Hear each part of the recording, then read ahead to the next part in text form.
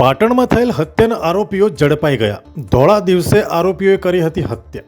મળતી માહિતી મુજબ 12 માર્ચના રોજ પાટણની નીલમ સિનેમા પાસે યુસુફ ખાન પઠાણ ગાડીમાં જતો હતો। એ દરમિયાન આરોપીઓએ આવીને તેને ઊભો રાખી રિવોલ્વરથી ગોળી મારતા તેનું મોત થઈ ગયું હતું અને પોલીસ આરોપીઓને શોધી રહી હતી। પાટણ પોલીસને બાતમી મળી હતી કે આ કામના આરોપીઓ એક ગાડીમાં વડુતરણ રસ્તાથી પસાર થવાના છે, ત્યારે પાટણ સિટી પોલીસ અને એલસીબી એસઓજી સહિતની ટીમો જગ્યા ઉપર પહોંચી હતી અને વોચ ગોઠવી આરોપીઓની ગાડીને પકડી પાડી હતી। જે મામલે આરોપીઓએ હત્યા કર્યાની કબૂલાત આપતા પોલીસે ઝહીર બેલીમ, શાહિદ શેખ, ઇમરાન બલોચ અને એઝાદ સિપાહીને જેલ હવાલે કરી હથિયાર ક્યાંથી લાવ્યા એ દિશામાં કાર્યવાહી શરૂ કરી છે। જ્યારે આ ગુનામાં સંડોવાયેલા 2 આરોપી મોહમ્મદ બલોચ અને મોહસિન પઠાણ વડનગરવાળાને પકડવા કામગીરી હાથ ધરવામાં આવી છે।